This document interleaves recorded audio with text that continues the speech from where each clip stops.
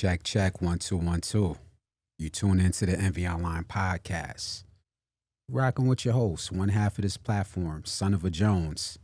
And to my right, Bijan Robinson of this podcast oh, Azar Johnson. We'll talk about that later. Yeah. But we're back. We're back, and I'm humbled to have Wiz Hoffa here, dedicating his time to do a part 2. We love doing a part 1. To my left, Wiz Hoffa. How you doing today, man? I'm good, man. I appreciate you doing a part 2 with us, man. Everybody loved part 1. You was breaking down history I ain't even know. Might be because I'm still in my 30s, but here you go, man. Now, that was a dope interview, man. You blessed us with a lot of gems in that one, man. No doubt, man. There's still a lot more to talk about, which I got for me tonight. Oh, we're going to start off a little lighthearted and talk a little sports. Okay. You know, shout out to your team, the Giants. For what? Just want to get your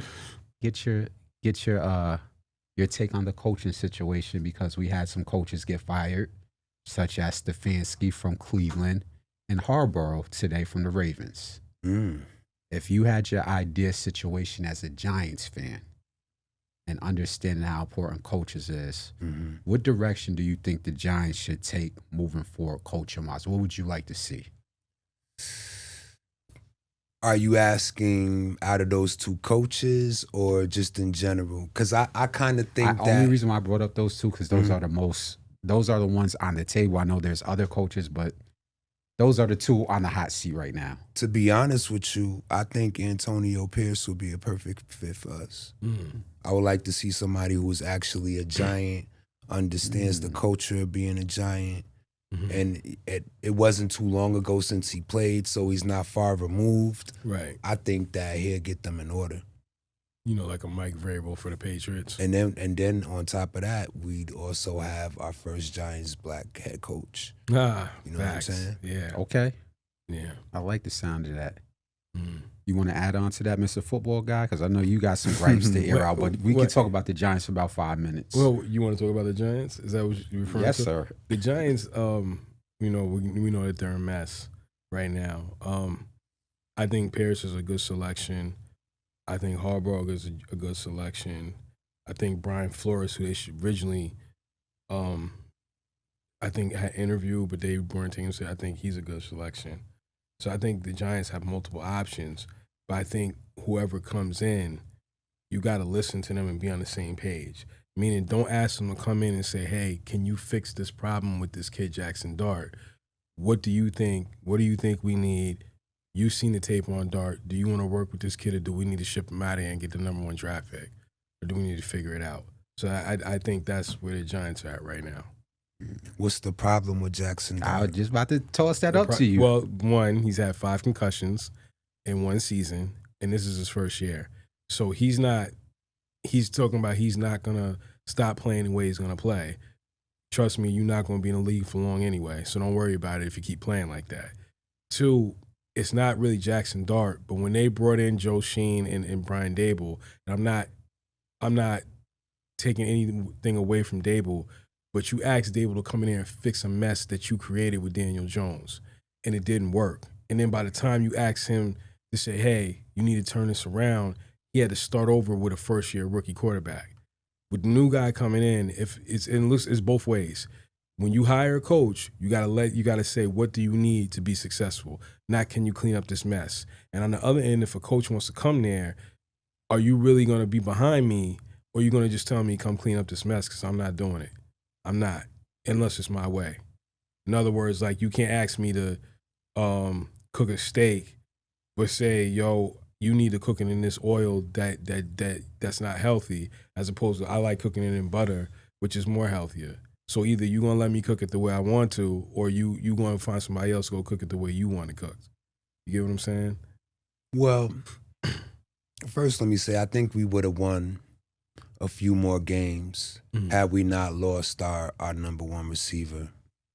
When did we lose? Malik Neighbors, yeah. When was that? Game 2, 3? It was something like that. It was really early. Yeah. And then we lost Scat, who was the energy. He's the energy, man. That kid is gonna be incredible. Problem. Yeah. So I think next year we at least due to win at least 6 more games. Like, You know, more games, and now that Jackson has had a chance to start and get a little bit of experience, I like Jackson Dart. I think he plays with a lot of heart. I like Daniel Jones too, but I think Jackson has a little bit more heart than Daniel Jones, and you know, he has that energy, man. You got to be able to spark up the offense to want to go out there and make plays for you, and I think that Jackson Dart has that. Do you think, alluding to what he was talking about with the concussions, his style of play, do you think that needs to change? Because we saw somebody like that in the past, kind of RG3-ish. I'm not comparing him to RG3, but remember, they kept saying, you need to get down, you need to start sliding more. And he kept taking those hits to the knee, and then we saw what happened to his career. Yeah. So, and I don't want to wish injury on no player, but moving forward, do you like his style of play, or do you think he should change it up a little bit?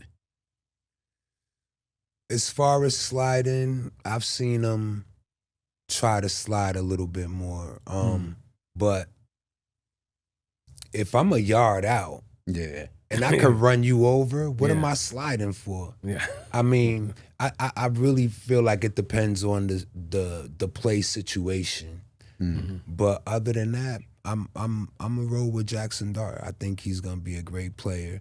And also I like the fact that his completion percentage is very good.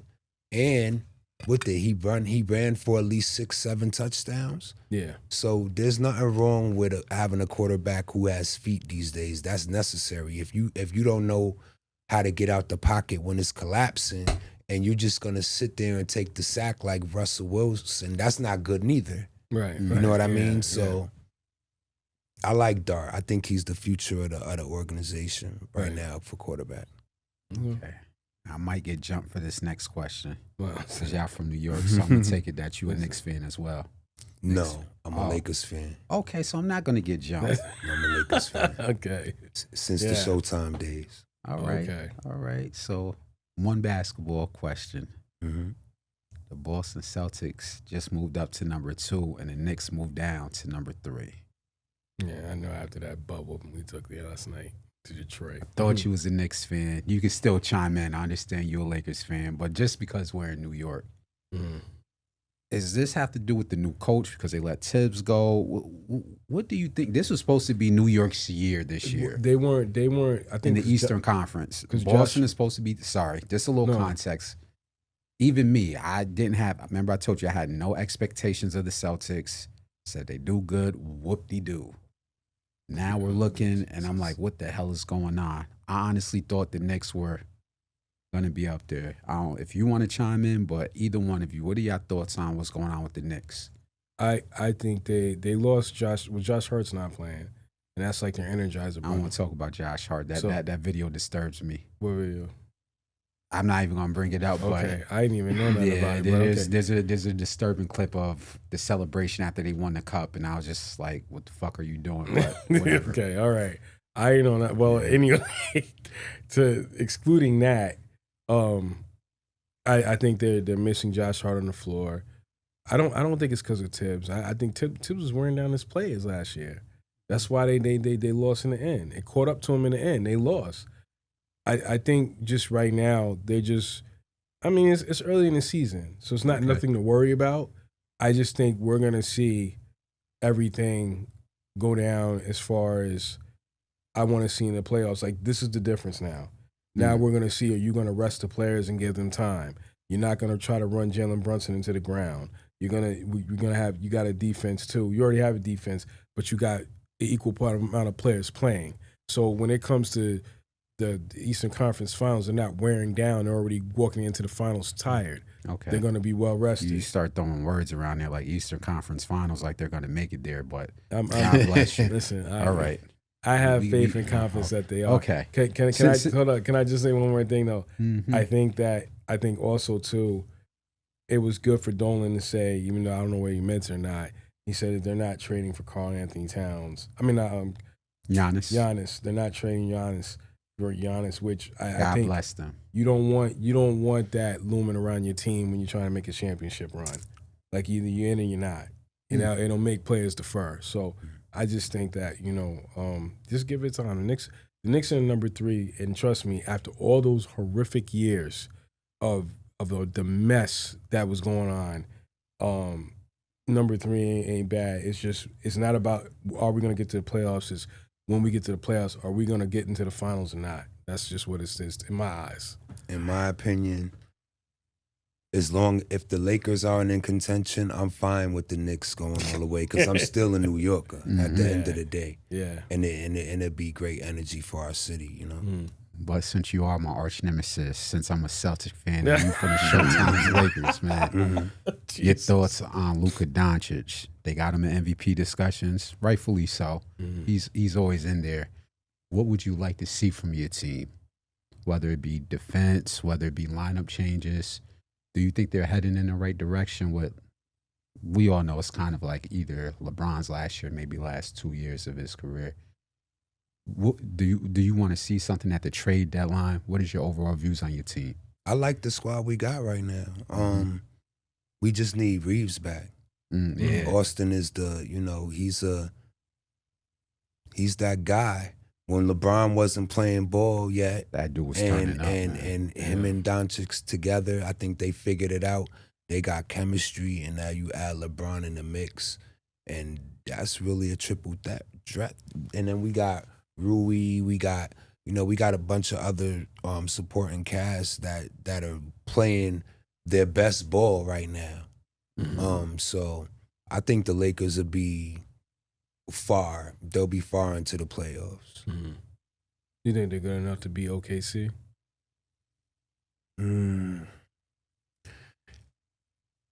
LeBron he's done a couple of miracles in his career, so I'm not going. He's put some teams into contention that wouldn't have been there. So I could say if anybody could will the Lakers to do that, it could be LeBron. And I'll say this as a Celtic fan because I'm not a hater. If I had to put money on anybody, you said right now you got to put your last $1,000 on somebody, it'd be LeBron. And I say that as a Celtic fan, like, what he do? Did they a couple years ago tax on the Timberwolves? What? In the playoffs? Did they beat the Timberwolves a couple years ago? Don't give me no. I think. Please forgive me out there, but not last season. No, I'm not saying last season. Just in general, as a Celtic fan, I still wouldn't bet against LeBron. That dude, mind starts getting going. He's going that hyperbolic chamber, get his 13 hours of sleep. It could be a long night for OKC. It could be scary. They get, as you said, Reeves back and so forth.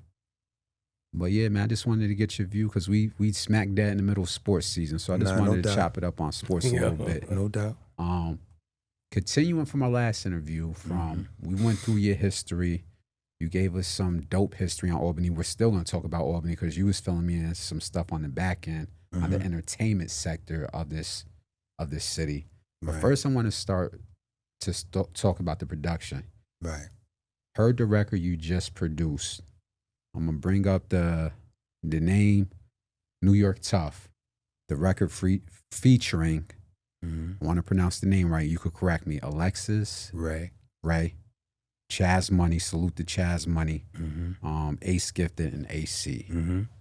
So I asked Diamond D this because one thing I found good about his album was he knew how to grab certain artists and make them sound correct on the record. Right. And that seems to be a hard thing as a producer. When you was putting NY Tough together, what made you grab those names to put them on your record? What was the sound? What was your mind going through when you was putting NY Tough together? Well, first of all, between Chaz Money, Ace Gifted, and AC, aka Avery Coffin, I feel like they're three, and some might disagree with me, but I feel like they're three very underrated lyricists in the 518 who don't get mentioned as much as they should be. And I'm very much for underdogs that could get busy. So I just knew with that track, I knew they was all going to air it out, and that's exactly what they did.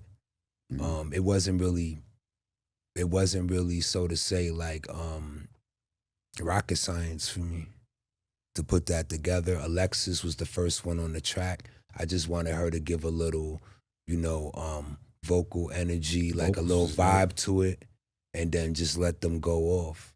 And it just came off. I had that in the vault for like 3 years. That's why it's called New York Tough, maybe even longer, because when we recorded that record, the New York Tough was still on the building. Right.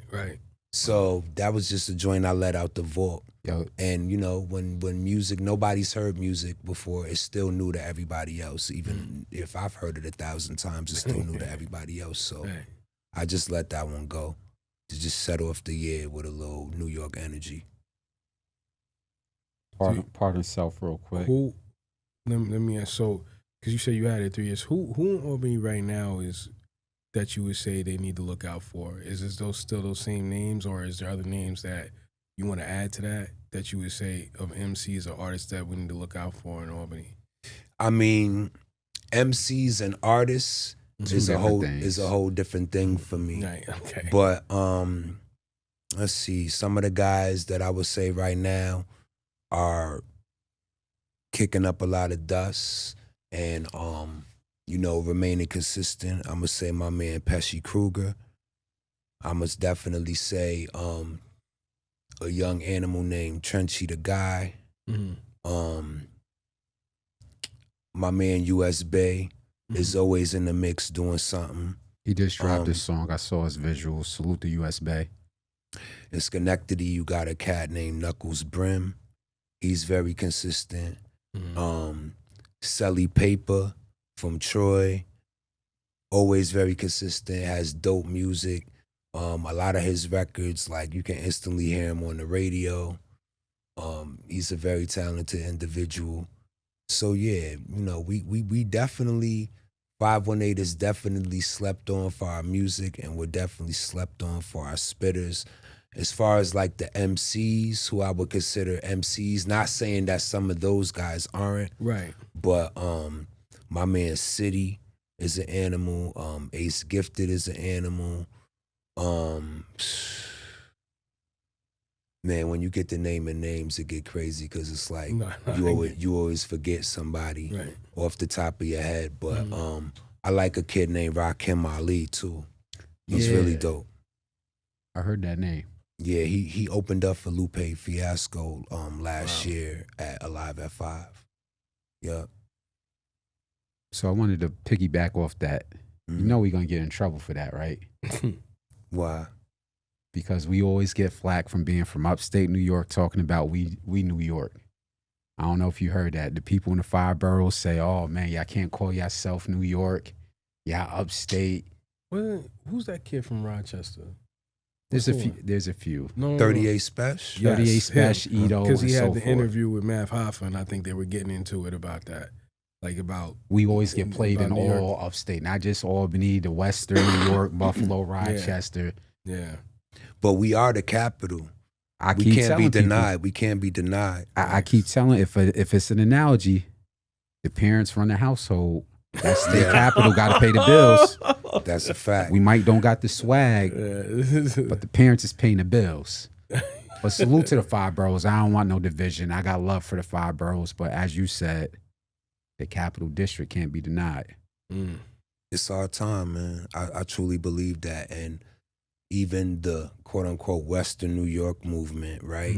A lot of those guys, a lot of our 518 artists are tapping in with the Western New York guys, the 38, as you see, like Albany Lou did a record with 38 Special. They shot the video in front of Madison Pizza. Right. So also my man Pesci and 80, and my man P Gutter, they got records with cats from them areas too that's prominent. So believe me, the whole Buffalo, Syracuse, Utica, Rochester area, they know what's up with Albany. Hey, Buffalo, Albany, Rochester, Syracuse. What that spell?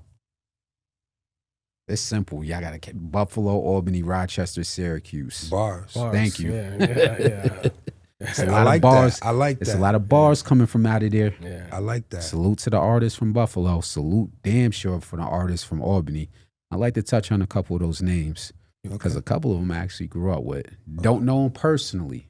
Okay. But I think I'm close. We're around the same age, Ace Gifted. So I grew up listening to him as a peer. He's always been dope, always been gifted, i.e. his name. So salute to that brother. He's always been spitting. An unsung hero of the 518 as far as being an He's MC. been doing a lot since he was a teenager. Don't know you personally, but I'm not a hater, so I definitely give you your flowers, man. Don't know you personally, but I've been listening to your music since you've been putting out music. So salute to you. Pesci Kruger, I don't know him, but he's another one. Love the viciousness in his bars. I remember he did a song with 80, and please forgive me, I forgot the light-skinned brother name. They did a song called Three Kings. Yes, so you're talking about. Please forgive me. You're talking about Avery Coffin. So Avery Coffin, yeah. AC. That's Diego Coffin. That's his brother. I want to say it was Diego Coffin. Was it Diego? Yeah, that's Coffin who was on it. It's Three video? Kings. Yeah, It's Diego Coffin, so Pesci, and 80. Oh my God, that record. Yeah, that's his when brother. y'all did that record, man, I was bumping that in the gym so hard. My God, Pesci, the way they put that song together, salute to them. And my favorite, as far as a song maker, maybe not for the bars, but song maker, I really think US Bay. He definitely is underrated with putting songs together. Yes. That's a brother that's also too playing ball, rapping. Like he's just a talented brother. So salute to y'all. Some of y'all I know, some of y'all I don't know. But again, dope music is dope music. So much love. And Pesci and 80 are brothers too, if you didn't know that. I didn't. Yeah, Pesci and 80 They are roll brothers. together tight though. Yeah, And I like love that unity. They got an album coming too. I don't know if I'm Hold supposed up, to say that. But, you give but me something. But I submitted a joint for that, and the joint is fire. I hope it ring off like it's supposed to. You producing on that?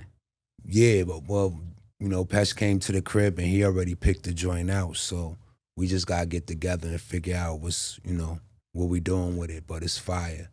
I want to call an audible real quick. Okay. To piggyback off that, especially with you, because you're one of the very few that does work with them. Female artists. I don't hear us talking anything about female artists, especially even in other areas. Like, for example, let me just throw a name out here. I am still a fan of whenever she does come back out, Sin for Less. She's out in Buffalo. And I know for you specifically, because I'm going to keep it just 100, like you're one of the very few DJs that really get behind female artists. Like I'm glad you female said MCs. that, man. So you're one of the only ones I've ever seen really get behind them. So I just wanted to let you, give you the platform. I want to speak about that actually, because I thought it was dope. I was just saying this last night.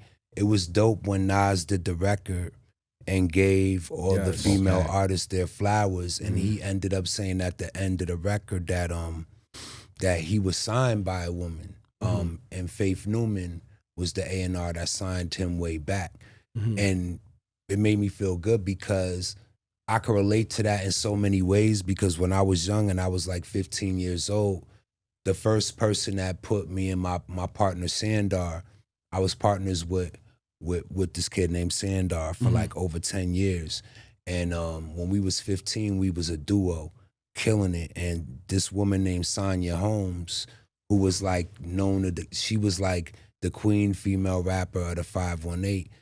She took us to one of her big shows at the Washington Inn and let us open up for her. So she gave us our first shot on like a major stage. So I feel like since a female MC put me on, and I've always loved female MCs anyway, I just feel like it's necessary. I've always been a part of that culture and trying to lift them up and bring them to the forefront, because a lot of them are just as good, if not better, than the males.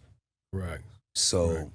And they have to be, because of the bullshit they go on. I'm going to keep it real. The bullshit that we heard when we put together our magazines, the stories on the back end of the industry. Behind closed doors, So, y'all interviewed Shantae. They had to overcome so much. And we'll leave it like that because they know what they go through. So definitely. You'd like to shout some of them out from the 518 that you work with? Yeah, definitely. Some of the ones I think is dope. First and foremost, y'all already know my wife got a record dropping. Correct. Super Probably dope record. next month, Lex Hoffa. And then I gotta shout out Little Body Benz. I got a nice catalog of work with her. Who else in the 518 do I respect? It gets a little tricky sometimes because you have, like you said, you have the artists and then you have the MCs. Right now in the 518, I think one of the artists that's really doing a lot and getting a lot of traction is a young lady named Jody Toro. Okay. I always give flowers where they need to be given. Yeah. But you know, the female game is a little flighty sometimes because they don't remain as consistent as a lot of the fellas. And I always tell them, you're already the underdog, so you have to work twice as hard as these cats. And you're not gonna get no excuses. You can't want to be equal to the men and then have excuses. You gotta outwork them, and in some cases you might even have to outbar them. But I think our scene is I think over the past 5 years we've seen a bigger influx than there ever was of female MCs. But like going back from the history, like I said, Sonya Holmes, that's early 90s.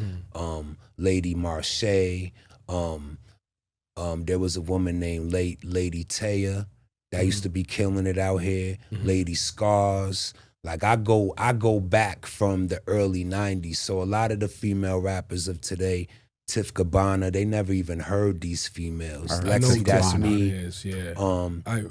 I would love. I don't know what happened to her. I heard her coming and then she just kind of just stopped. But I'm sorry I cut you off. Go ahead.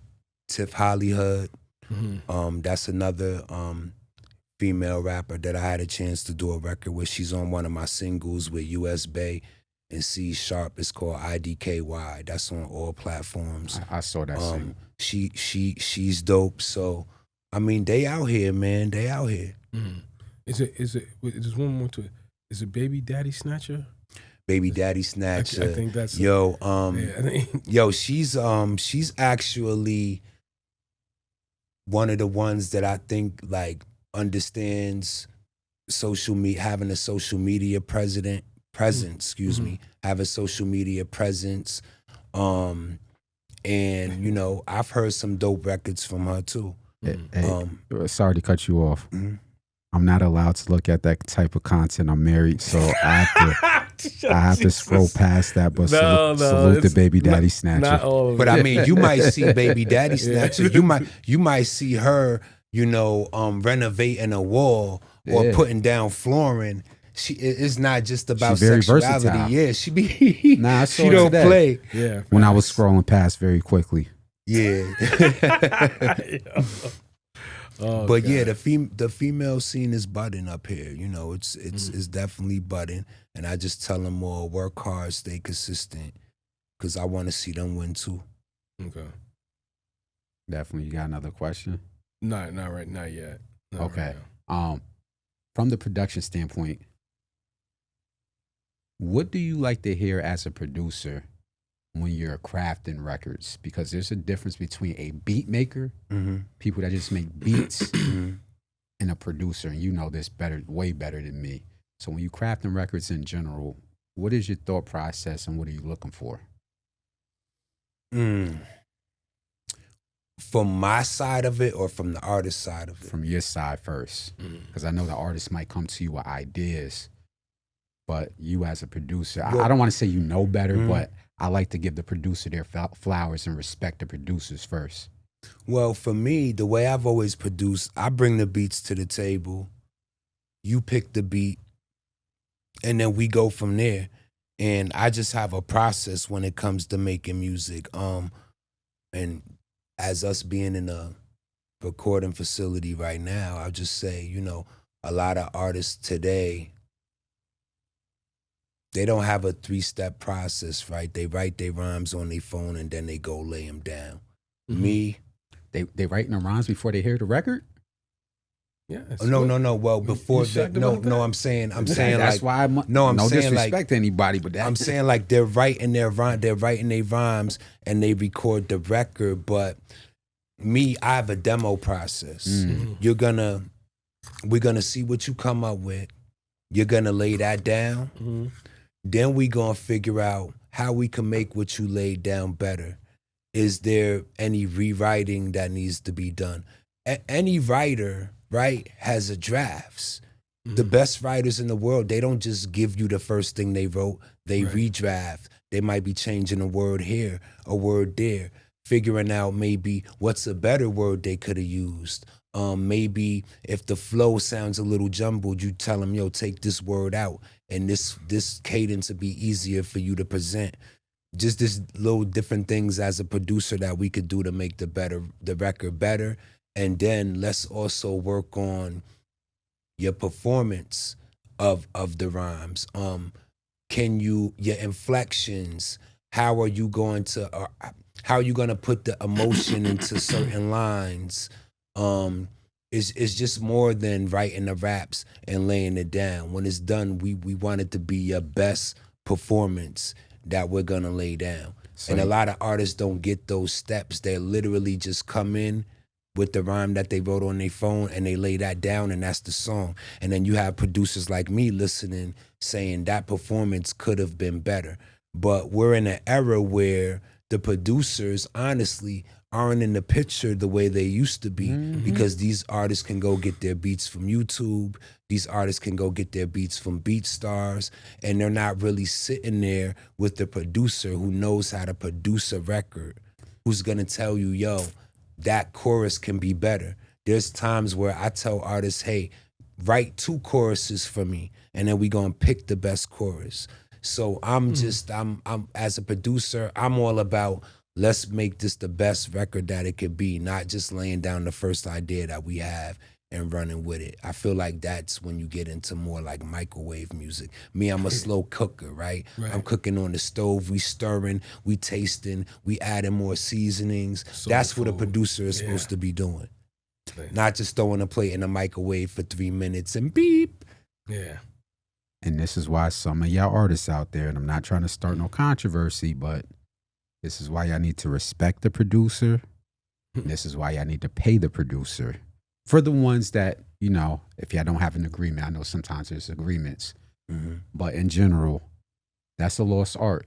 It sounds like you're giving them the Dr. Dre method. We heard stories about Dr. Dre with him That's saying, how I am. You need to say that word over because your inflection wasn't right. This is what we're not hearing in the music.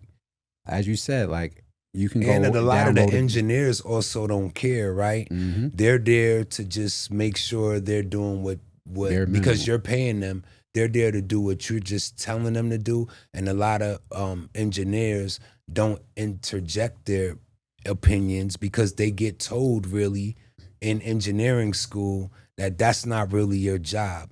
So you got to get lucky to find a producer to find an engineer that also has a producer hat, because then he's going to bring the best out of you. And a lot of engineers don't bring that producer hat to the table. So when you come and record a record with me, you're getting both at the same time. Has there been a time where you've been in the studio and you cooking up and an artist you sat back like, damn, like he just brought my vision to life? Have you had one of those moments?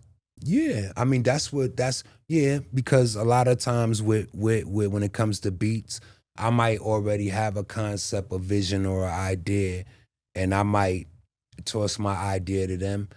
Like right now that's happening with one of my guys named City.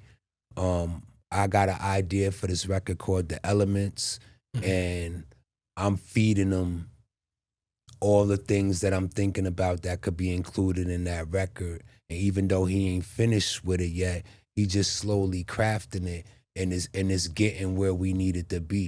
He's bringing my vision for the record to life. Because yes, producers do bring a lot of the concepts to the table. Producers even bring a lot of the titles to the table. Because what I noticed with my beats, I title my beats. A lot of artists end up actually using the titles that I titled the beats. Mm. And then so I think that's dope too, that they even thought that my title would be dope to conceptualize the record.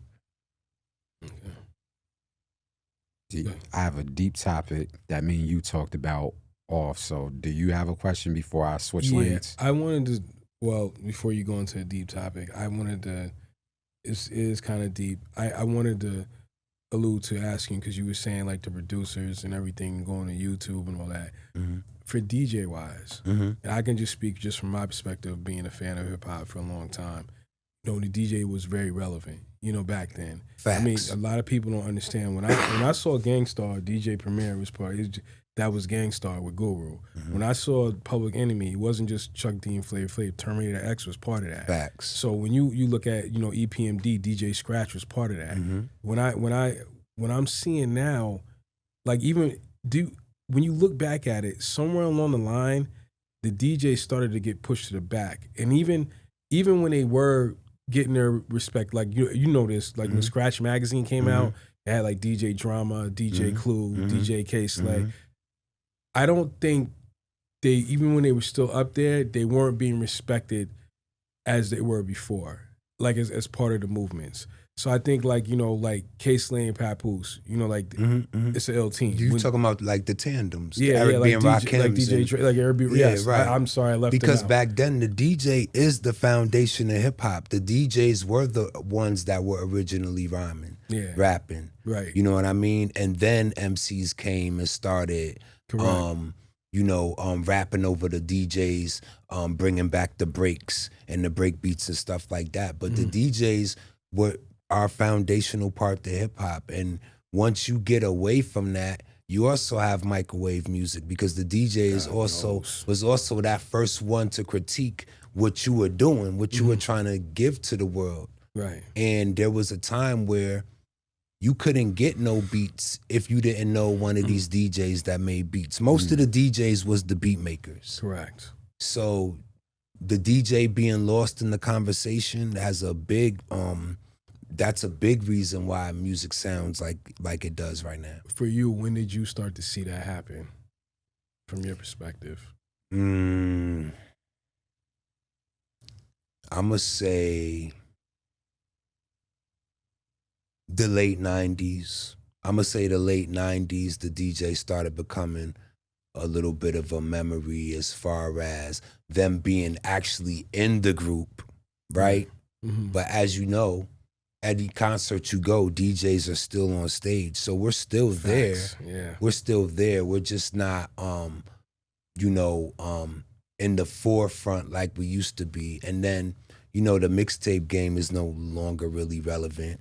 So, when the mixtape game was popping, the DJs were still also very integral, because we were the ones that told the streets what was hot. Correct. They came to us to find out who was hot. You listened to Clue to find out who was hot, right? Facts. So that's who we were. That's the influence that we had. It's a little bit different now, because now you got playlists on Apple playlists. They're the new curators. They're the new mixtapes. I used to sound old. I don't do that bullshit. I'm not with that one either. But I know what you're talking about. Yeah. Do you think that, I'm gonna say this, and I hope it doesn't come out the way I'm gonna say it. So for you saying you're a little younger, I know for me, I remember when DJ Clue was coming, and I remember like he was coming. Like I'm talking about before he got on Hot 97, he was doing those mixtapes. And I remember a lot of DJs were upset because they didn't feel like he was a real DJ. He just released exclusive music, so he was getting exclusive singles before the albums come out. That's what made Clue popping, and they didn't respect him as a DJ. Do you think that messed up? A lot of DJs feel like that messed up the game. I'm gonna be honest with you. I know that for a fact. From a DJ's perspective, from your perspective, do you think that messed up the game? Or, I mean, because when you were on a mixtape back in the day, man, the scratching, the mixing. To give you an example, and I'm not trying to start nothing, so I'm not even gonna say what was going on. But one of my favorite DJs is DJ Doo-Wop. So when I heard a Doo-Wop mixtape, he would get on there with the bounce squad, and he's freestyling and he's mixing and he's dropping B-sides. It was like a complete album. For anybody that if you want to know what a real DJ, in my opinion, was, go listen to Doo-Wop's mixtapes. They were like just complete experience. So I happen to have. But you know where I'm going with this. So I want your opinion. You're talking about exclusives versus the creative mixtapes. Correct. And before Clue came in the game, and I'm going to even give Clue his credit, Clue was doing blend tapes and things like that before he got onto the exclusive thing. But once he got so commercialized, most people just know him for that. But if you really know the history of Clue, he was doing blend tapes with my man Ike Love from Queens and all types of, Ike Love actually is like one of my brothers, and he gave me a lot of science to what was going on back then. But I feel like once Clue came, yes, a lot of the creative DJs was like, this is not DJing, this and that. And I've even heard stories that DJs didn't like Clue because Clue, most of the other DJs were going and beating up the bootleggers and flipping their tables over when they were finding that you were bootlegging their joint. Right. From what I understand, Clue embraced the bootleggers. Right. And that's why they took him from Canal to all the way across the world in 2 days. As far as Bounce Master Doo-Wop, I mean, there will never be another him because to me, very much like myself, he was the first MC DJ that was doing it. And, you know, Bounce Squad, having Snagglepuss, Unique with a Light Skin B, you know, like his squad was tough. I actually got 2 records with Doo-Wop. One is called I Get Down with him and Mickey Fax. And then our first joint me and Doo-Wop did was called Hennessy Flow. Which rest in peace, K Slade, he played that record on Hot 97. So like if it wasn't for Doo-Wop, I would have never had my production played on Hot 97. So to this day, I always salute Wop. That's my guy. He's my favorite. He's one of my favorite MCs also, and one of the most underrated MCs to ever do this. Diamond D put out a record last year on his album called My DJ Spits Better Than Yours. With Wop on it, Wop tore that thing apart, man. Illmatic, man. He's the truth, man. Yeah, he is. Doo-Wop is the truth, bro. He's my favorite DJ. He's my favorite DJ. So when he, I ain't mad at that. Yeah, when he stopped, like kind of stopped doing the mixtapes, it was kind of hurting me. But I remember one of his last mixtape, he was kind of explaining it, and he was kind of making it seem like he was like, yo, the industry is kind of getting a little goofy, and they're kind of going towards like the labels are backing the DJ. And it's more like he was breaking the whole thing down. It was kind of like in a discreet way. And that was only like one of his last mixtapes I heard. But I always loved Doo-Wop. You're talking about the mixtape album that Doo-Wop put out in the early 2000s. I forgot the title. But the record that you're talking about, I know exactly what song you're talking about. Yeah, and he kind of elaborated to that. And that was kind of like the last I really heard. So I think he was just tired of the BS, you know, he was going through. I think just from the outside looking in, it looked like he had to fight to like get where others that didn't really deserve that spot had to get to. If you ever go listen to them, it's like, you know how you talk about all the time, like how you see these records now and they're like an experience and they're going back to that. Doo-Wop was that before, and that was just with a mixtape. I mean, just like the mixtape cassette. Oh yeah, you heard everything on it. I mean, he's got Tretch and all them freestyling. Go listen to 95 Live. Flash drive. Yeah, all the stuff on it. Oh, you got his flash drive? Yeah. I didn't know you had that. Doo-Wop is a mixtape king, man. Yeah. Period. I could be a Live 95. We don't gotta say too much. Right? Facts. Yeah. See, that's what I'm saying. And the first DJ to go head to head with Kid Capri also. Yeah. Yeah, he was ill, man. Doo-Wop or Kid Capri? No, Doo-Wop won that Kid Capri. I'm asking you. Oh, put on the spot. Wow. In what aspect? Because they both could rhyme their ass off, and they both are nice on them turntables, party wise. I'm gonna take Wop on the mic and Kid on the turntables. Okay. What about you? Because that's more Wop all around. The only one that my second favorite DJ is Scratch. DJ Scratch. I saw your little Nas Scratch thing. Yeah. So I wanted to transition and take the last chunk of the interview to talk about the city of Albany. Okay. Because as you said, you've been there very integral part behind the scenes for a lot of the local stuff that happened at Sneaky Peaks. And now we're seeing kind of a turn of what's happening. Just for some context for people that watch that, if you're outside the city or if you're in the city, one of the kind of strikes against our city is that our nightlife isn't what it used to be over the last 10 years. Now with the coming of a new mayor, Dr. Dorsey, got to throw that doctor in there. She just put an advisory council together and started to do some special things in our city. And you were filling me in behind the scenes. So I wanted to take some time to get your perspective of things that you were breaking down to me to educate the masses on what's to come in the city of Albany from how you see it, because you were on the ground floor for other things, but your perspective on what's going on now. So you want to know what I think about the advisory council? So before that, first the little context I threw out there of how, as we said, Rebecca Lobo saying, oh, there's nothing to do in Albany and the nightlife and the entertainment industry. So from that aspect. So, yeah, I mean, as you guys know, at one time we had a booming downtown scene, and we also had a plethora of other places to go. And now you see not so much. I think for the downtown area, we definitely need that. And I think that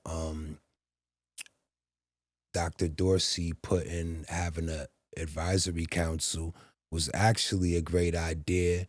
I want to shout out Craig Earl, aka TGIF, and Kevin Johnson. I don't really know everybody personally that I was on the board, but I do know them. And I do know that Craig is very passionate about Albany, very passionate about the music scene in Albany. And through his experience of being a DJ and now a venue owner, I'm sure that they're all gonna come together with some dope ideas to revitalize the nightlife scene in Albany.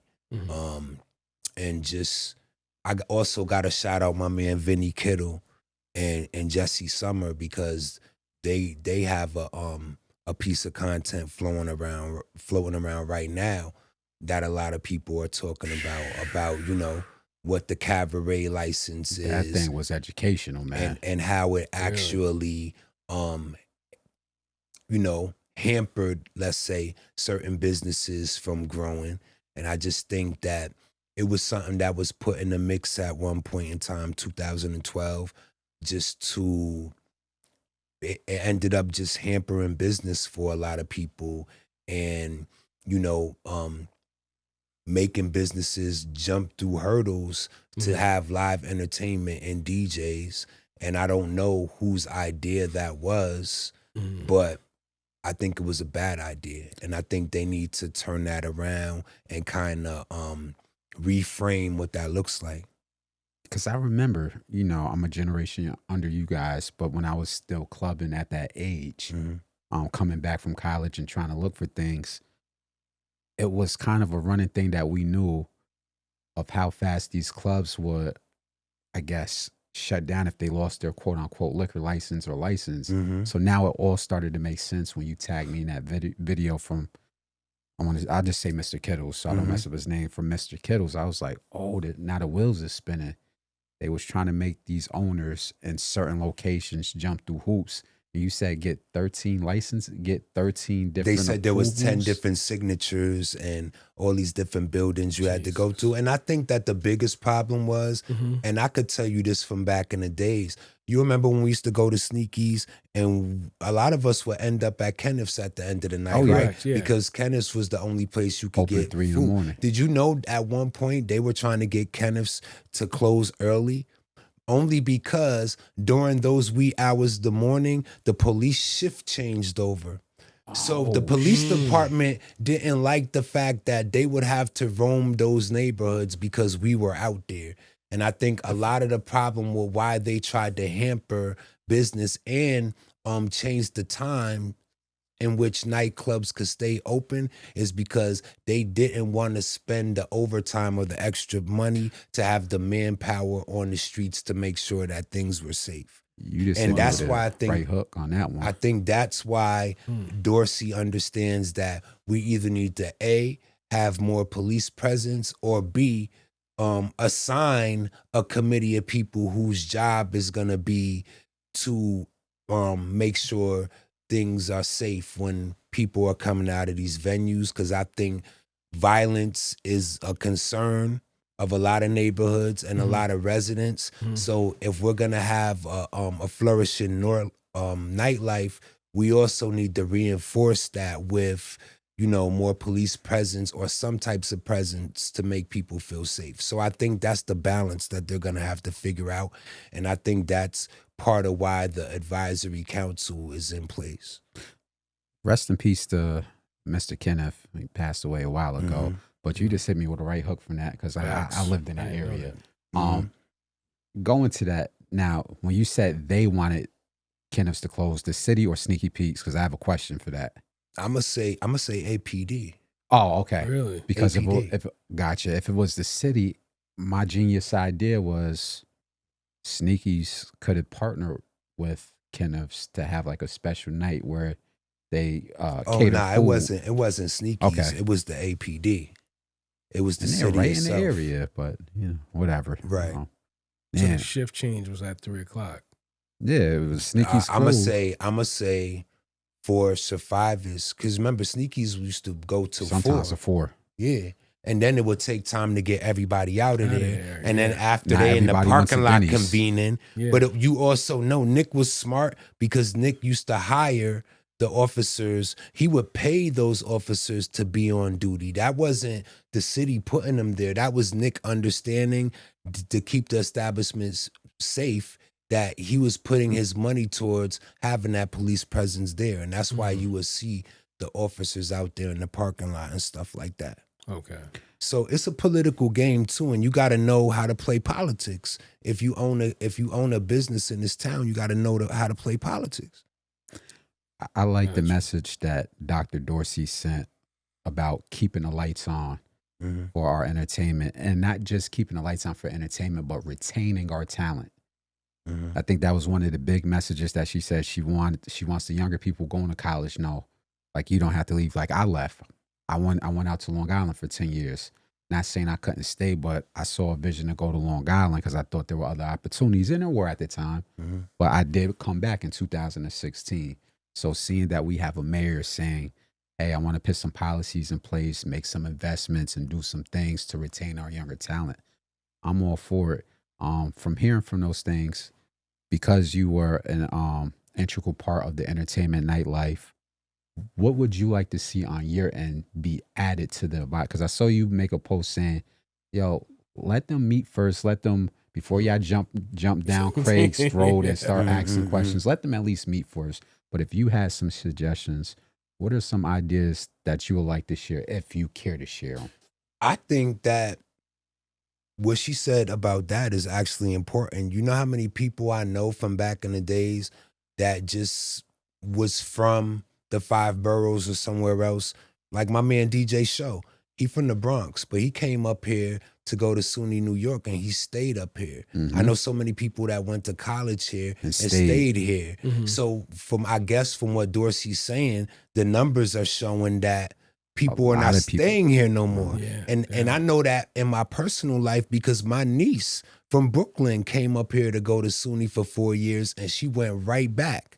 We have to have something that keeps people here. And I think that we can't let them, it's called letting the money leave the city. We keep the money is leaving the city, and we got to figure out how to make Albany interesting enough for them to want to stay here and build families and build a career and things like that.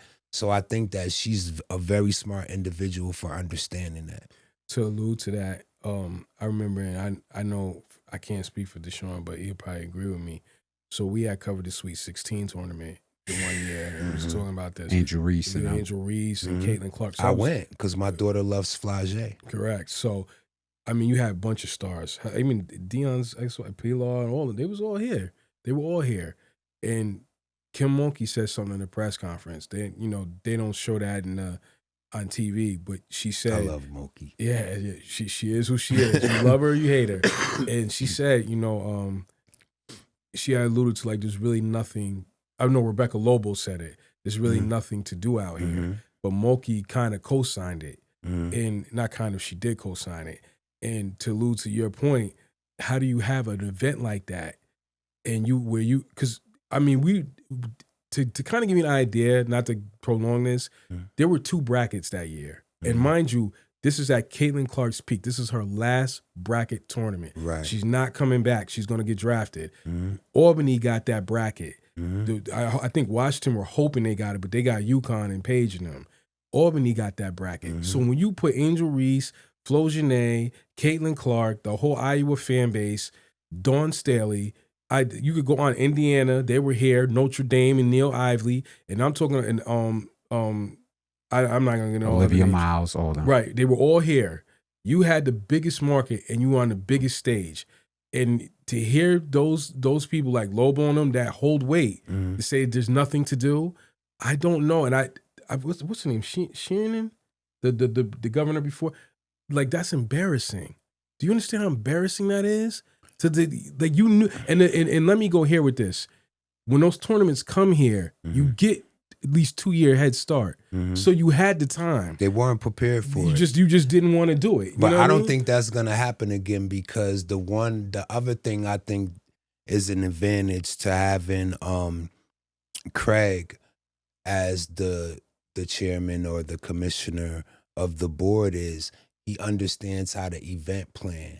And he'll bring event planning experience to the table. So when we know things like that are happening in advance, they'll probably come up with some ideas of how they can curate around that. But ultimately, we just need to get the businesses and the bars going again. We need to get this. We need to get stuff going again first. Yeah, right. I remember at one point. I don't want to sound like I'm down memory lane.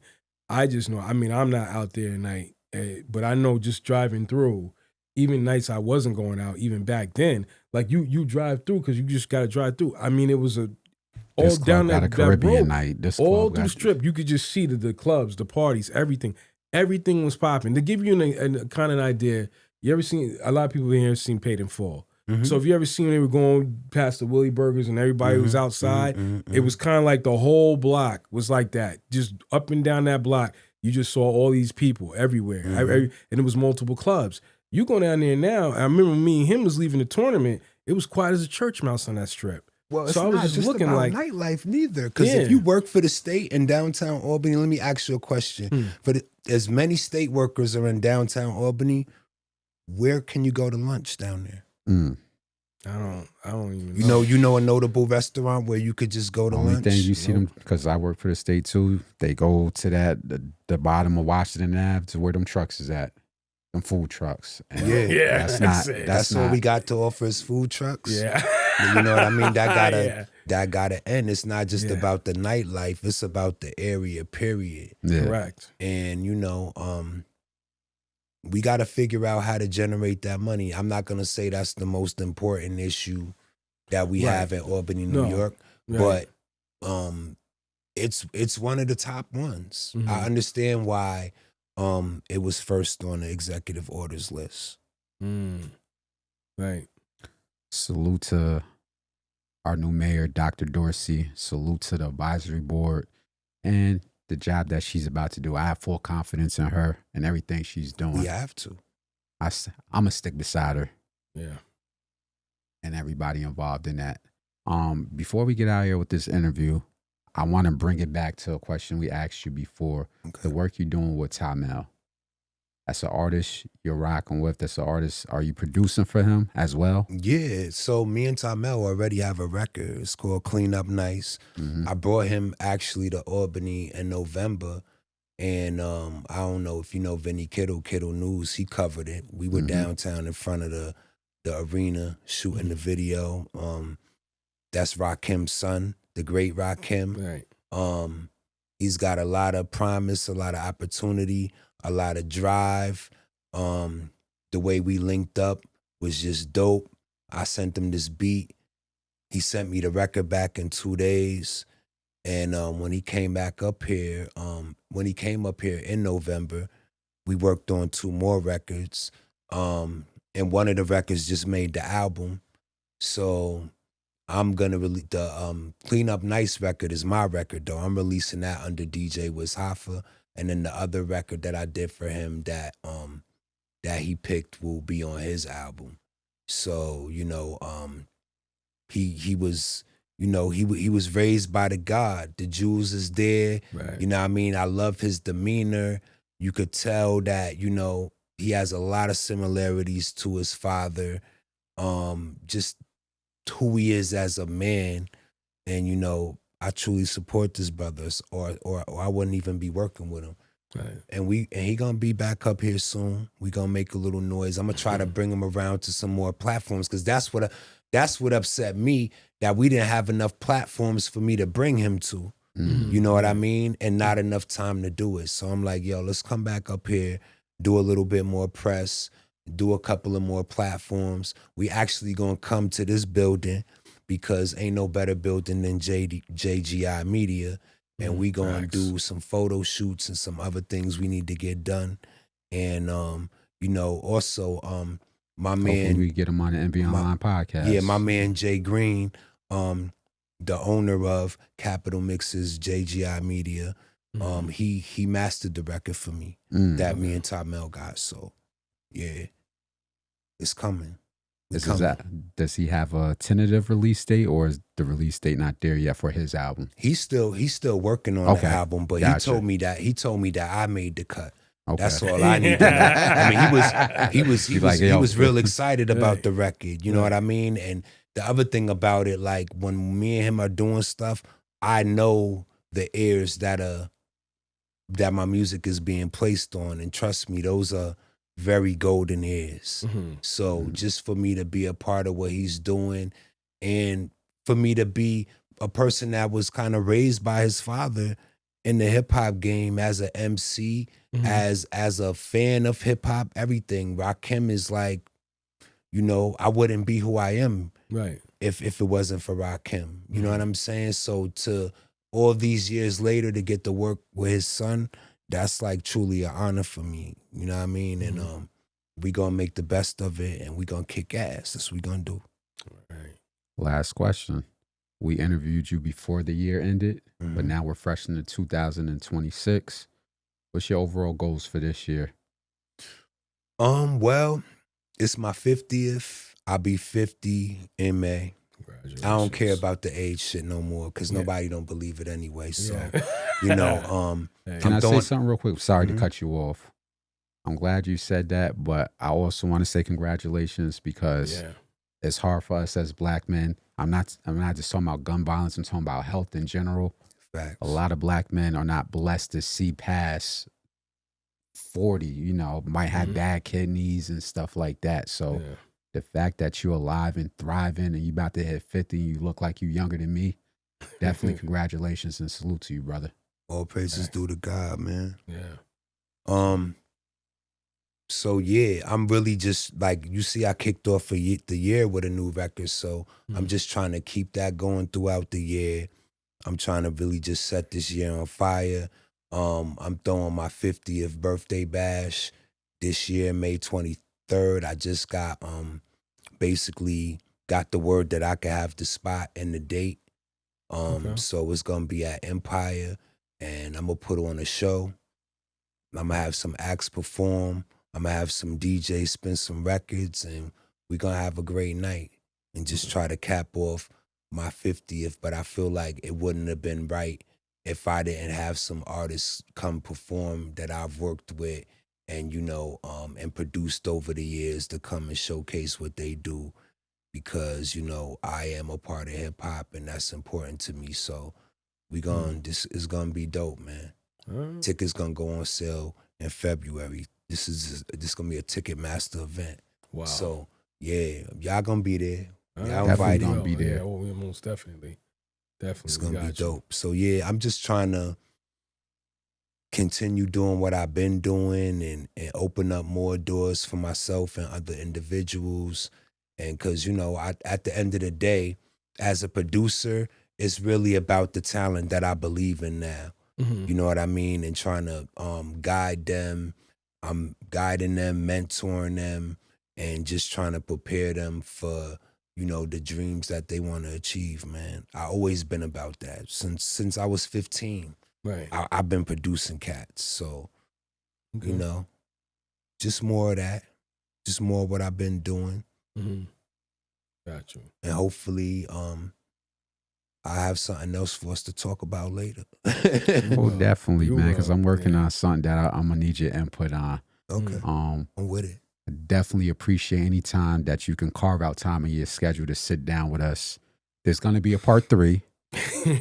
Facts. There's going to be a part 4. Let's do it. There's going to be a continued conversation because you told me that we got to respect the DJ. When we talk hip hop, underground, mainstream, we have to have a DJ that has that ear informing us. Makes no sense to talk hip hop without a DJ and a producer. So I definitely would like to keep this conversation going, not just with your story, but then with other hip hop topics as well. So definitely appreciate you coming through. Salute to Wiz Hoffa and all the work you're doing.